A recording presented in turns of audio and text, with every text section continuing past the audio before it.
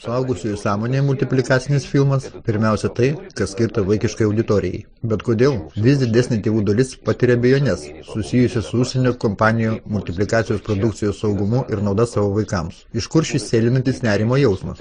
Kai mes matome savo vaikus žiūrinčius užsienietiškus filmus, iš kur įtarimas, kad šiuo momentu vyksta kažkas neteisingo ir neatitaisomo. Mes pabandysime paversti šias abejonės į absoliutų įsitikinimą. Didžioji amerikietiškų konvejerio produkcijos svajonių fabrikas dalis mūsų vaikams tikrai nėra nekenksminga, o tą nedidelę dar likusią dalį galima leisti žiūrėti tik cenzuruojant tėvams ir su tėvų komentarais, nes kitu atveju savo vaikus išauklėsite ne jūs. Ar galite savo įsivaizduoti, kad mūsų senelės ir prosenelės kam nors svetimam patikėtų tokį svarbų auklėjimą į darbą, kaip pasakoti vaikams pasakas? Tai kodėl šiandien milijonai tėvų leidžia savo vaikams žiūrėti multfilmus, kurių jie nežiūrėjo patys, nuo autorių, apie kuriuos jie nieko nežino, kaip beje ir šių autorių tikslai taip pat niekam nėra žinomi. Juk pasaka tai būtent tai, kas vaikų sąmonėje formuoja supančio jos pasaulio modelį. Tėvo ir mamos, draugo ir priešo, gėrio ir blogio vaizdinius. Viso to, į ką jis kaip pagal dvasinį kompasą orientuosis visą likusį gyvenimą. Tarp kitko, ar jūsų vaikas karšins jų senatvėje, ar atiduos jūsų senelių namus, irgi priklausys nuo auklėjimo ir tame tarpe nuo pasakų, kurias jūs jam pasakojote, ir nuo multfilmų, kuriuos jūs jam leidote žiūrėti. Vaikas beveik visą informaciją priima vaizdinių pavidalu. Ir iš šių vaizdinių, kaip iš kubelių, vaikas stato savo pasaulio modelį. Ir pačiu svarbiausiu šio pasaulio paveikslo kubeliu yra moters, merginos, mergaitės vaizdinys. Žiūrėdamos į multiherojas, mergaitės įsisavina būsimo seksualinio elgesio stereotipus, o pas berniukus formuojama matrica, kurios jie visada nesąmoningai sieks renkantis gyvenimo palydovę, savo būsimų vaikų motiną. Ir kalba eina ne tiek apie išorę, o greičiau apie vidinės dvasinės savybės, kurių atvaizdą formuoja multiherojų vidiniai ir išoriniai vaizdiniai. Mes peržiūrėjome kilometrus amerikietiškų multiplikacinių filmų. Mes perrašėme šimtus epizodų į atskirą kasetę, kur veikia moteriškos lyties herojai ir parodėme visą tai vaikų psichologui. Psichologė buvo šokiruota to, ką pamatė, o mes buvome šokiruoti jos verdiktų. Pasirodo, daugumos amerikietiškų multiplikacinių filmų herojė sukonstruota tokiu būdu, kad vaikams, sistemingai žiūrint filmų su jos dalyvavimu, jie veda link giminės pratęsimo funkcijos nykimo. Viskas pristatoma taip. Moters vaizdinys netenka romantikos ir paslapties, pristatant tai suaugusių realizmu, fiziologiškumu ir žiaurumu. Tuo pačiu devalvuojamos ir išjuokiamos tradiciškos mūsų visuomeniai moteriškos savybės. Tokios, kurios buvo deklaruojamos nuo senų senovės. Nekaltybė, drovumas, kuklumas, nesavanaudiškumas ir motinystė kaip tokia. Tai, ką daro užsienietiški ir daugiausiai amerikietiški multiplikaciniai filmai su mūsų vaikais, galima apibrėžti trumpą formuluotę – intelektualus nuopolis. Tai ne mano žodžiai. Tai profesionalaus vaikų psichologo nuomonė. Mes kalbėsime apie vaikų psichikos keitimo mechaniką, įtakojant vaizdinių apkeitimo būdu. Šios priemonės tiek paprastos ir taip dažnai sutinkamos užsienio multiplikaciniuose filmuose, bei tiek akivaizdžios, kad nevalingai stebiesi, kaip tai praslysta neatkreipiant suaugusiųjų dėmesio ir nesukeliant jų priešpriešos. Dėl eterio laiko trūkumo mes negalėsime kiekvienam vakarų multiindustrijos pavyzdžiui prieš pastatyti kontrpavyzdį iš tėvyninės multiplikacijos. Bet jeigu jūs netingite, padarykite tai patys, pasiremdami atmintimi ir pamatysime, kad kultūros pagimdžiusios šiuos multiplikacinius filmus eina skirtingomis kryptimis. Eisime nuo paprasto link sudėtingo. Spalva. Pagrindinė herojė nudažyta ryškiomis nuodingomis spalvomis. Šis triukas eksploatuoja vaikiškos psichikos savybės reaguoti į tai, kas ryškiausia. Tokiu būdu, nuo vaizdo pradžios iki galo personažas veda žiūrovą ten, kur užsimano, nesuteikdamas galimybės atsitraukti ir pamastyti. Iš dalies dėl to visai maži vaikai meta viską, kai ekrane spalvota reklama ir žiūri ją kaip užburti. Einame toliau. Veidas. Nereikia būti genijumi, kad pastebėti. Pagrindinės amerikietiškų multikų herojas visos vieno veido. Maža to, kad tai paprasčiausiai nuobodu. Bet tai įsivaizduoti šios bruožus turint gyvą moterį, ji pasirodys tiesiog baisi. Bet nežiūrint į tai, vien todėl, kad ji taip dažnai mirga ekranuose, ji tampa įgytų estetinių stereotipų. Tokiu būdu mergaitės stengsis būti panašios į tai, ko net nėra ir nebūna, o berniukai paaugę ieškos to, ko visame pasaulyje tiesiog negali būti. Kaip jūs manote? Ar suras jie vienas kitą? Tai naujos grožio matricos sukūrimo procesas, pakeičiant grožį išsigimimu. Iš kitos pusės tai įkūnyta multiplikaciniuose filmuose viso vakarų pasaulio tendencija link vienodumo ir supaprastinimo. Maisto, gėrimų, tikslų, minčių ir net moteriškų grožio. Rusijos istorija panašus procesas buvo pavadintas totalitarizmu ir buvo pasmerktamas visame pasaulyje. kodėl multitotalitarizmui skirtas kitoks likimas. Tarp kitko, Disnėjaus, Warner Bros. Ir kitų vienodų svajonių konvejerio herojas ne tik vienodai atrodo, bet ir vienodai sako tuos pačius žodžius, bei vienodai veikia. Toks įspūdis, kad jos draugiškai kartoja tai, ką matė televizoriaus ekrane. Visiškai taip pat kaip mūsų vaikai. O juk unifikuotas, pagrindinės teigiamos herojės vaizdinys pavojingas dalykas. Spręskite patys. Piešime tiražuojamą gražuolę, kurią vaikas identifikuoja kaip gerą ir teigiamą, todėl, kad jį taip išmokė. Vaikas žino, kad reikia sekti teigiamas ir gerais personažais. O po to imame ir prilipdome prie šio vaizdinio visokią bjaurastį, gašlumą, žiaurumą, nepagarbą tėvams. Na maža ką dar. Ir esant teigiamam herojės vaizdiniui, šie parazitiniai dariniai nepastebėti įsiterps į vaiko dvasią ir pradės ją valdyti. Mes turime reikalą su didžiausiu technologiniu išradimu, skirtu masinės sąmonės apdorojimui. Universaliu pasąmonės apdorojimo moduliu nepažymėtų gėrio ir blogio ženklų. Tai ryškiai pakuotė su pavojingu turiniu. Pas mane rankose žurnalas, skirtas kompiuterinių žaidimų mėgėjams. 15 puslapyje yra paveikslėlis, kurį jūs dabar pamatysite savo ekranuose. Tai vyresnio amžiaus vaikams skirto erotinio žaidimo reklama, kur Vova, pavargęs nuo seksualinių pergalių, nori tiesiog pamiegoti, bet papuola į erotinių košmarų šalį. Jis su pamerginos su multiplikacijų princesių veidais. Pagal mane tai sekantis intelektualaus nuopuolio mažamečiams etapas, skirtas pakeisti multikams. Nors gali būti ir taip, kad aš neteisus. Jūs tėvai, jums ir spręsti. Geriausias pavyzdys to, kad į gražią pakuotę įdedamas kenksmingas turinys, priskirimas romantiškoms herojams, toms pačioms, kurias vaikas mėgdžioja pykčio, žiaurumo, keršto atributais. Pavyzdžiui, jūs, ar galite savo įsivaizduoti Rangapuraitę su pykčio ar įniršio išraiška veide? Ar gali jie apskritai šiepti dantis? Paprasčiausiai būti agresyvi. O štai čigonė iš šio multiko laisvai ir daugelis kitų taip pat. Ar galite savo įsivaizduoti varlę karalienę, kuri mušasi kaip vyras? O štai Žasmin arba Šreko žmona daro tai ne tik kad įprastai, bet žiauriai ir su skoniu. Jos daro tai linksmai ir iškrečiamai, o juk šiandien tai vieni iš populiariausių multiplikacinių filmų vaikams. Moterų suvyriškėjimas amerikiečių multiplikaciniuose filmuose vaikams sukelia lyčių vaidmenų gyvenime painiavą, kas ateityje, esant tam tikroms sąlygoms, gali sukelti ir gerokai gilesnę jaunų žmonių seksualinę dezorientaciją. O dabar tu manim dar abejoji? Vyras ar moteris jokio skirtumo. Tai naujas mums pasaulis ir mums visiems reikia daug ko išmokti. Pavyzdžiui, teisingo požiūrį į moterį? Taip, kad uniseksualumas apibrėžtame pasaulyje multiplikacinio uniseksualumo tęsinys. Ir atkreipkite dėmesį, kaip romantinė herojė praranda moteriškus požymius ir elgiasi ne šiaip kaip vyras, o kaip supermenas. Šio proceso apofiozė fantastiniai multikai apie robotus ar dar ką. Ten išoriškai pasilikdama moterimi heroja ne tik vyras pagal vaidmenį, ne tik supermenas, bet tiesiog pragaro išpira. Demonas. O dabar grinai apie sadizmą ir išdavystę. Jūs greičiausiai matėte šį epizodą iš Šrekas. Ir tikriausiai matėte, kaip juokiasi vaikai peržiūros metu. Reiškia, jūs patys buvote liudininkai to, kaip pasiekiamas sąmonės nuokrypis. Kaip jūsų akise svetimi žmonės keičia jūsų vaikų psichiką. Tai ne tik gražaus nužudimo scena, tai mirties devalvacija. Šis epizodas užbraukia visą vaiko įsivaizdavimą apie pasaulį. Pagrindinė teigiama mūsų pasakos herojė negali būti išdavikė. Ji negali būti žiauri, negali užmušti. Atsimente, kaip Nastenka iš Mažosios gėlelės dainuoja apie mažąją Lakštingalą, mūsų romantikos ir meilės simbolį. O ką su Lakštingala ir jos palaikonėmis daro Šreko žmona? Šie herojai atėjo iš pasaulio, kur kiaušinienė yra Dievo dovana. Po viso to, dviejų reptilijų, varlės ir gyvatės pramogos dėliai nužudymas atrodo visai nekaltas. Iš tikro, tai romantinis pasakos atvirkščiai atributas. Pasakos, kur ne varlė tampa karalienė, o karalienė tampa žalia bjaurastimi. Ir ši bjaurastis yra romantinė antipasakos herojė. Antiherojė siužeto metu lydi antiromantinės metaforos, varlės, gyvatės, paukščiuko nužudymai. Lygiai taip pat kaip normaliuose romantiškose multiplikaciniuose filmuose, veiksmą lydi Lakštingalos giedojimas ir gėlių žemėje žydėjimas. O dabar nuo neapykantos, žiaurumo, išdavystės ir snukiadaužio pereisime prie sekso multiplikacijoje. Pabrėžiu, kalba eina apie multiplikaciją vaikams. Prisiminkite Vasilisas, Alionas, Karalaitės ir kitas tradicinės rusų multiplikacijos herojas. Jos net nepretenduoja į realumą. Jos sąlygiškos ir orinės. Moteriški atributai išoriškai tik vos pažymėti. Jų moteriškumas pabrėžiamas greičiau per dvasinės savybės. Būtent taip atrodo svajonė vaikų vaizduotėje. Jų amerikietiški antipodai priešingai. Realistiški, fiziologiški ir turi pilnai išvystytas formas suaugusių moterų, kurios moka šiomis formomis naudotis. Jūs galbūt juoksitės iš šio žodžio, bet amerikietiškų herojų elgesyje nėra nekaltybės. Būtent to, kas skiria produkciją vaikams nuo suaugusiems skirtų filmų. Pažiūrėkite, reikšdamos simpatiją priešingai lyčiai multideivės nekoketoja, nesigėdė, nenuleidžia akių žemyn. Tai žinoma elgesio mačiusios moterys, kurias manieringai, vulgariai ir konkrečiai gundo. Ir herojės veidas ne dvasios veidrodis, kaip turėtų būti, o funkcionali kūno dalis. Jūs atsimenate, kad herojės elgesio manieras vaikai kopijuoja automatiškai. Dabar prisilietimai ir bučiniai.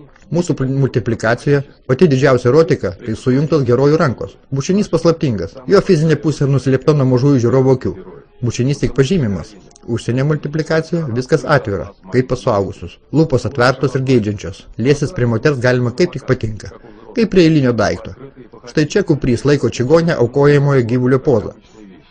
Štai Šrekas velka savo draugę kaip maišą, o po to elgiasi su ja taip, kaip su padoriomis moterimis nesielgiama. Bet jai tas patinka. Mūsų multiplikacijoje herojų moterų nevelka, nemuša, negraibo, kur papuola, todėl, kad tai nemoteriška. Tai nėra nekalta. Psichologo nuomonė egzistuoja filmai mažiesiems, kur rodoma atvira erotika. Štai pavyzdžiui populiarus multiplikacinis filmas, kai gyvūnai vaidina žmonės. Tomas ir Džeris. Katytės elgesys, tai enciklopedinis, vulgarios gatvės moters elgesys, atviros erotinės pozos. Štai šį, pavyzdžiui, užpakaliukas viršuje, kojytė pakilta. Arba šį, viena iš pačių suaugusiųjų pozų, vyro galva ant moters kelių. Šį pozą kaip seksualinių santykių sąlyga pas suaugusius. Atskirai paimkime katino elgesį, todėl kad jis demonstruoja žiūrovams, berniukams, kaip reikia elgtis su moterimis. Jis demonstruoja atvirą chamiškumą, o katytė, kaip nuolankytą chamiškumą reikia priimti. Duotas elgesio stereotipas psichologo požiūriu, jei vaikas įsisavins šį stereotipą, ateityje išbraukia pagarbą tarp lyčių, meilę ir vedybas, pakeičiant visą tai seksualinių partnerių stereotipų. Seksualinių partnerių santykiai nenumato šeimos kūrimo ir giminės tęsimo. Vaikų psichologų požiūrių, suaugusių elgesio stereotipų, o konkrečiai erotikos, vaikų multiplikacijoje rodyti negalima. Tai anksčiau laiko pažadina vaikuose potraukių sferą, kam funkcionaliai, morališkai ir fiziškai vaikas dar nepasiruošęs. Šie pergynimai neturės normalios išeigos ir žalos vaiko psichiką. Ateityje tai bus seksualinių problemų, sunkumų kuriant šeimą ir pratęsiant giminę virtinę. Ši multiplikacija provokuoja vaikuose interesą, kuris turi dar ilgai ir kietai miegoti. Gaunasi, kad už fizinį mūsų vaikų nuopolį atsakingi pedofilai, o už moralinį vakarų multiplikaciniai filmai.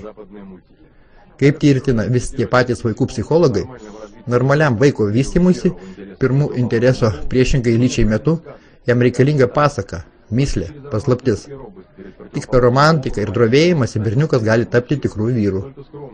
Tik kukliai, nekaltai ir droviai merginai duota traukti prie savęs tikrus vyrus, o ne išsigimėlius iš multiplikacijos, kurių dabar knibždėte knibžda miestuose.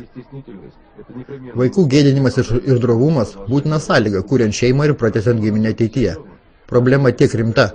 Mūsų vaikai dabar tiek bombarduojami nevaikiškais vaizdiniais, kad atsirado masinis reiškinys, kurį psichologai pavadino romantinis badas pas vaikus. Jiems reikalinga karalaitė iš vaikiškos svajonės, o jiems pakiša nešviežią moterą. Jiems reikalinga romantika, meilė ir svajonė, o jų išpila seksualinius nešvarumus. Vaikai pasakoja apie savo žiūrimus ir prisimenamus multiplikacinius filmus. Aš žiūrėjau Broliukas, Stebuklų laukas ir Winnie Pooh, Raudonkepuraitė, Bėgančioji gražuolė, apie pabaiso. Aš visus žiūriu, kurie rodomi per televizorių, bet kartais ir praleidžiu. Džumba, Tomas ir Džeris, Princesė, Betmenas, Džimbatas.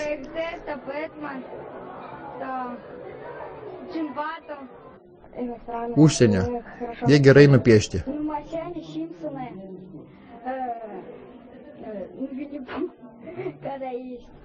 Raudonoji gėlelė, Spirit, Šrekas.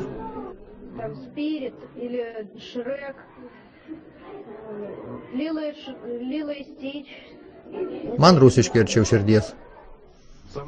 Pats svarbiausias, švenčiausias moters vaizdinys visų pasaulio tautų pasakose yra motinos vaizdinys. Kai mes pradėjome ieškoti amerikiečių multiplikaciniuose filmuose, tai susidūrėme su kažkuo sukrečiančiu.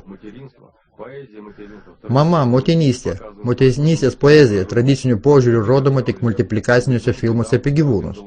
Tokiuose kaip Liūtas karalius, Džiunglių knyga, 101 dalmantinas.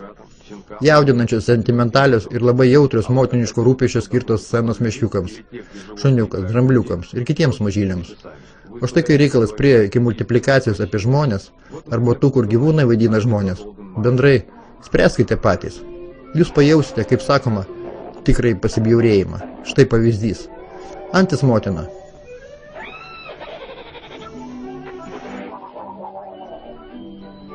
Pilnai smukusi marginali būtybė, kuri demonstruoja savo patinius rūbus vyrui. Gyvenime taip atrodosi ir elgesi alkoholikės. Jos balsas, manieros, gestai nemotiniški. Net savo vaiką įlaiko kaip stiklinę. Jos poza vaiko negina. Nesunku sulyginti tai, ką mes matome su mūsų pilkuoju kokleliu. Ir ten motinos vaizdiniai. Bet mažosiuose žiūrovuose jie formuoja diametraliai priešingus santykius į savo nuosavas mamas. Apskritai paėmus, amerikiečių multiplikaciniuose filmuose mes neradome ne vienos motinos žmogaus, kuri būtų jauna, pilna jėgų, sveika ir graži, kelianti pas mažasias žiūrovės norą mėgdžioti ir būti panašioms į ją. Visos jos atstumiančios. Paimkime pavyzdžiui personažus iš multiko Žąsinas ir jo komanda. Nejauni, negražūs, apatiški, stabdžiai, bjauriomis figūromis. Ir dar vienas. Paplikęs triukas, kai motina nupiešta pilnai padori, bet sena moteris. Mūsų multiplikacijoje tokiamis piešia senelės. O dabar mes jums parodysime tai, kas vadinama 25 kadrų. Matomas vaizdas, kuris pasirodo ekrane labai trumpam ir sąmonė nespėjo kritiškai vertinti. Tokie vaizdiniai kaip taisykliai rašomi tiesiai pasąmonę, kaip hipnotinė įtaiga. Multiplikacinis filmas, gražuolė ir pabaisa. Jūs ką nors supratote? Tada žiūrėkime pagal kadrus. Nejauna, negraži moteris iškreiptais nusisierzinimu ir neapykantos bruožais. Ant rankų pas ją iškart ir nesuprasti, lyg paršiukai, lyg žmogiški kūdikiai. Labiau atstuminti ir bjaurų motinos vaizdinį sunku net įsivaizduoti. Todėl, kad jis sutapatintas su įniršusios paršavedės išvaizda. Tikinti žmogus pasakytų, kad tai infernalinė Dievo motinos parodija. O galinėme plane virš viso to matoma puikioji herojė. Ši metafora diegia mergaitėms pasibjaurėjimą motinystę apskritai ir ypatingai daugia vaikiškumui. Arba tu nori tapti tokia pat bjauri, sena ir neturtinga, tada tap motina. Arba amžina jauna ir gražia. Tada negimdyk. Mergaitėms kaip ir siūlomas pasirinkimas, kuris iš tiesų nėra joks pasirinkimas, todėl kad prievartinis ir užmaskuotas sprendimas joms nežinant įkeliamas į jų pasąmonę.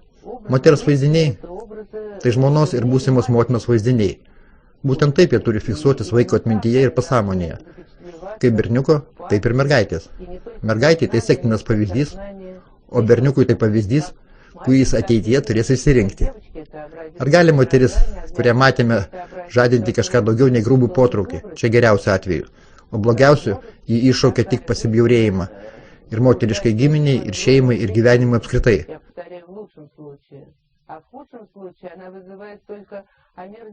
Todėl, kad jei gyvenimas užpildytas tokiomis žmogiškomis moteriškos lyties būtybėmis, tai toks gyvenimas be džiaugsmo, be perspektyvų. Be perspektyvų gyvenimas, kuriame moteris netęsia giminės.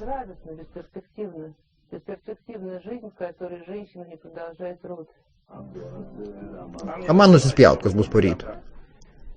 Vaikams patinka žiūrėti multiplikacinius filmus, bet tėvai iš patirties žino, kad ne viskas, kas patinka vaikams, yra jiems naudinga. Pavyzdžiui, ankstyvoje vaikystėje jiems patikdavo kaišioti pirštus ir rozetes, liesti ugnį, kišti į burną adatas. Nuo viso to jūs savo vaikus apsaugojate. Tai kodėlgi milijonai žmonių ramiai žiūri į tai, kaip jų vaikus žaloja multiplikaciniai filmai. Juk vaikas turi teisę į vaikystę, ar ne?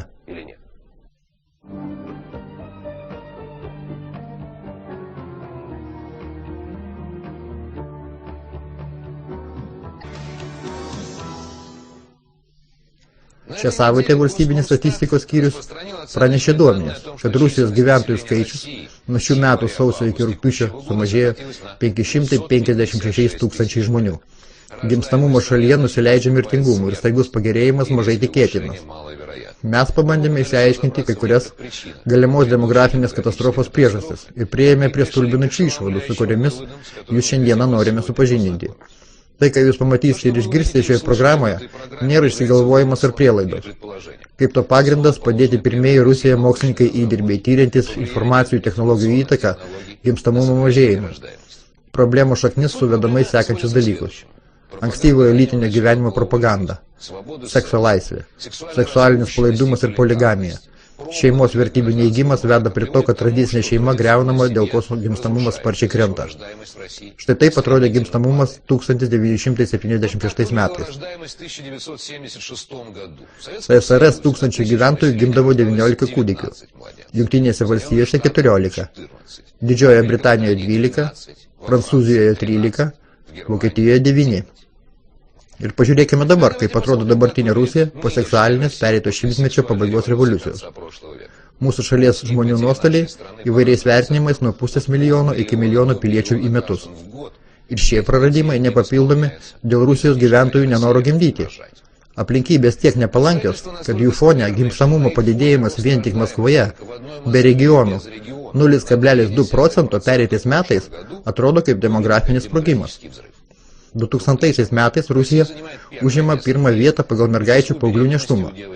Jeigu 1976 metais SSSR 1000 nepilnamečių merginų tekdavo 16 nėštumų, tai 21 amžiaus pradžiai šis skaičius pasiekė 105, 6 kartus daugiau.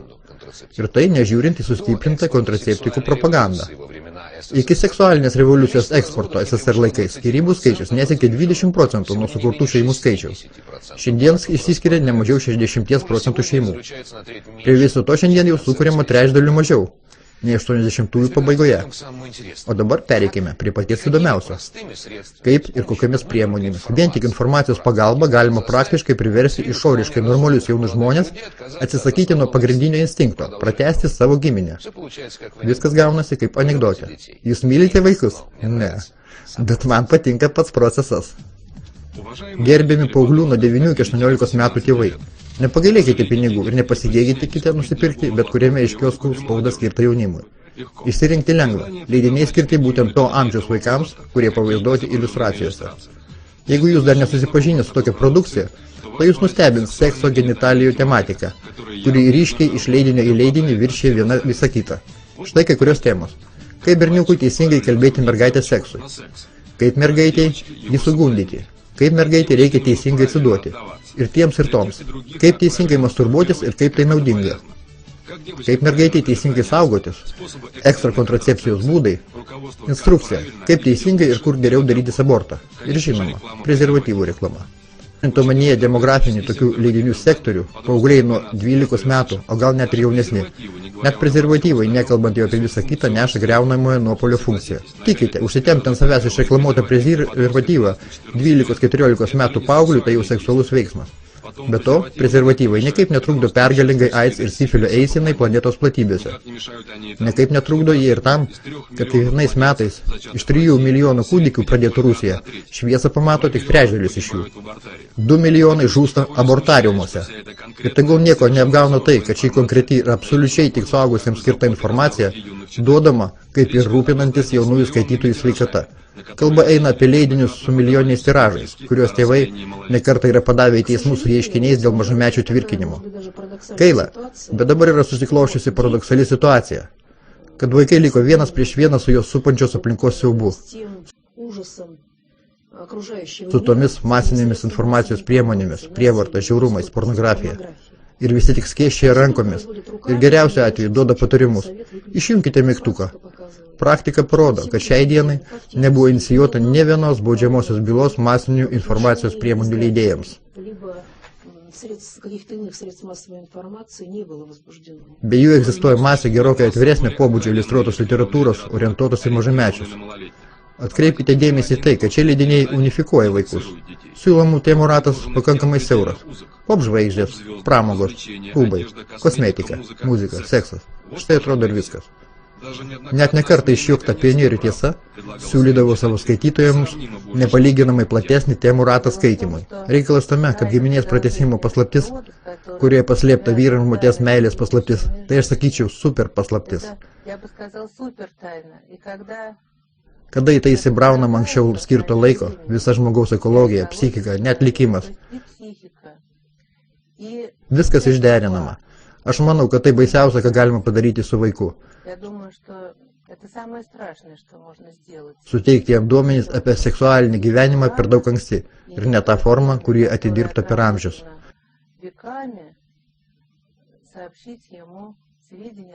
Tai suardo sakralinius dalykus, tai yra pačius slaptingiausius, tabu. Įdėmiai išstudijavus spaudos leidinius skirtus jaunimui ir pažiūrėjus tam tikrų regėjimo kampų į televizorių, jūs lengvai pastebėsite, kad aktyviausiai mūsų vaikams peršami sekantis elgesio modeliai. Būtinybė anksti pradėti lytinį gyvenimą, genitalinio savęs patenkinimo nauda, lytinio susilaikymo žala jaunystėje, civilinės arba namosios santuokos būtinybė, pozityvus požiūris seksualinės mažumas. Milžiniškos šios informacijos apimtis, identiškos įvairiausių leidinių nuostatos, periodiškas viso to kartojimas, adresavimas ir medžiagos rašymas amžiaus grupiai, maždaug nuo 10 iki 18 metų, leidžia užtikrintai pasakyti, kad mes turime reikalą su kryptingu masiniu sąmonės apdorojimu, kurio rezultatas bus dar rimtesnis demografinis kolapsas nei tas, kurį mes turime šiandien. Per daug ankstyva lytinio gyvenimo pradžia ilgam sustabdo normalų, natūralų vaiko vystymąsi. Žmogui nėra stipresnių jausmų nei seksualiniai. Vaikas patiria tiek stiprų sukretimą, tiek stiprius išgyvenimus, kad viskas, kas lieka, nueina į antrą planą. Mokslas, santykiai su tėvais ir pažįstamais, draugais, mintis apie būsimą karjerą. Kiekvienoje civilizacijoje egzistuoja savas amžiaus cenzas, leidžiantis patekti į suaugusiems skirtą lytinio gyvenimo sritį. Amžiaus, iki sukankat kuriam vaikas turi įsisavinti visas paslaptis ir įgūdžius, reikalingus savirealizacijai šioje konkrečioje visuomenėje. Egzistuoja taip pat išoriškai susiklausę materialiniai ir socialiniai cenzai. Pavyzdžiui, kalėjimas rytuose. Mūsų kultūroje tai išsimokslinimas, darbas ir karjeros perspektyvos. Kuo sudėtingesnė kultūra, to didesnis amžiaus cenzas sukurti šeimai ir seksualiniai iniciacijai. Labai daug ką reikėtų įsisavinti prieš tai užvaldys jausmai, prieš kuriuos neįmanoma atsilaikyti. Kokiose nors tropinėse salose. Normalu, kai vaikai pradeda užsiimti seksu, kai tik jiem to užsinori. Ten bananai patys krenta jiem į burną. Pas musgi, ankstyvas asmenybės augimo perjungimas į seksą grėsia patologinių nevykėlių kartos sukūrimu. Matyt nesitiktinai, laisvoje amerikiečių visuomenėje pernai pusė moksleivių gavo ne atestatus, o pažymą apie mokyklos baigimą, nes nesugebėjo išlaikyti egzaminų. Pradėdami lytinį gyvenimą, būdami pilnai socialiai ir materialiai priklausomi nuo tėvų, vaikai priima seksą ne kaip nedalomą suaugusių gyvenimo dalį, po kurios turi sekti gimdymas ir vaikų auklėjimas, o kaip žaislą, kaip pramoga, tipo tamagučiai. Šią destruktyvę patirtį jie vėliau tempia paskui save į savo šeimas, kurios sugriuvo atsiradus pirmiesiams sunkumams. Juk ten pramogos pasibaigė. Reikia gyventi ir pagal galimybės išgyventi. Ankstyva seksualinio gyvenimo pradžia ilgam sustabdo visuomeninį vaiko vystymąsi. Dalykas tame, kad žmogui iš mūsų visuomenės, mūsų civilizacijos būtina gauti tokį kompleksą žinių, kurios padės jam išmaitinti save, šeimą ir tapti pilnateisiu visuomenės nariu.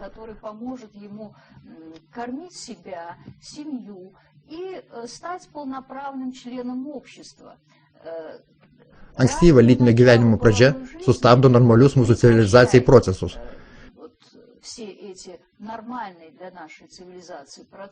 Ir kaip to pasekmė gaunama nevykėlių karta,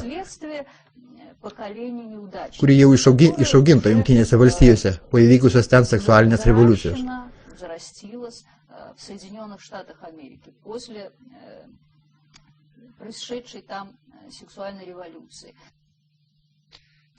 Dabar pažiūrėkime, kaip paleidžiami mechanizmai, keičiantis pradžioje elgesį, po to asmenybę, o kaip pasekmė mūsų vaikų likimus. Ryšium su socialiniu modeliavimo teorija, kaip vaikai, taip ir suaugę įgyja nuostatas, įsisavinę emocinės reakcijas, naujus elgesio tipus, kopijuodami televizijos kino herojus. Socialinio modeliavimo užduotis, masinių informavimo priemonių pagalba sukurti žmogų su iš anksto numatytomis elgesio normomis. Panašiai kaip laboratorijose malonių ir nemalonių stimulų pagalba modeliuojamas žiurkių elgesys. Televizijoje ir spaudoje sukuriami modeliai žmonių, kurie elgiasi ne taip, kaip priimtoje esamoje visuomenėje. Bet šis destruktyvus elgesio modelis neturi matomo išoriško blogio, o pabaigoje apdovanojamas, kaip sakykim, tipiškas amerikiečių kino herojus, apdovanojamas jau gerokai nusibodusių dolerių lagaminu ir simpatiška moterimi. Seksualinio palaidumo modeliavimo atveju paauglių elgesyje apdovanojimas įvardyjimas kaip sustiprėjusi nuo to sveikata, nugalėti kompleksai, autoritetas tarp bendraamžių, pasisekimas tarp mergaičių arba atitinkamai tarp berniukų. Primiktinai teigiama, kad saugus seksas ir masturbacija labai naudingi sveikatai.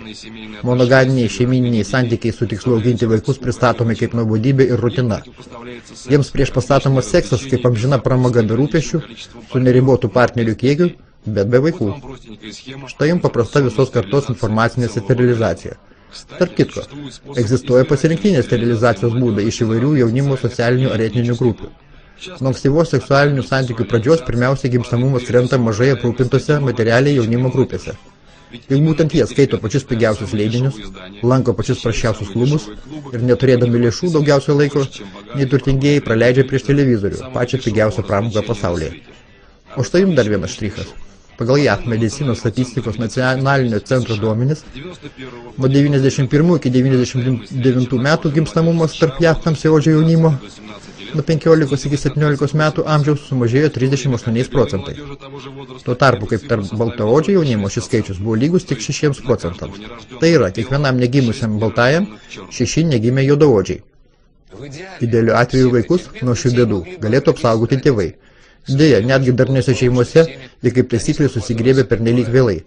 Vaikai dar vienos nesudėtingos technologijos dėka tampa atskirti nuo tėvų. Vaikus išveda nuo tėvų apsaugos taip, kaip tai kadaise padarė pasakų Šiurkė Gaudys. Daroma tai sekančiai. Per didžiulius spausdintinių masės informacijų priemonių tiražus ir televizijos auditoriją savižudiškos vertybės vienu metu įdiegiamos tūkstančiams ir milijonams paauglių skirtingose geografiniuose taškuose ir visiškai nepažįstantiems vieni kitų. Bet viso to pasiekoje jie tampa pilnai vieningi, nes po apdorojimo galvoja, jaučia ir elgiasi absoliučiai vienodai. Jie neklyzdami atpažįsta vieni kitus gatvėse. Informaciniai srautai formuoja jaunimą dvasiškai autonomiškais nuo tėvų. Ten savi autoritetai, savos vertybės. To pasiekoje tėvai ir vaikai kalba skirtingomis kalbomis. Ir abipusis supratimas neįmanomas. Tėvai praranda savo svarbiausią teisę. Reikiamu momentu ateiti į pagalbą savo vaikams papuolams į bėdą.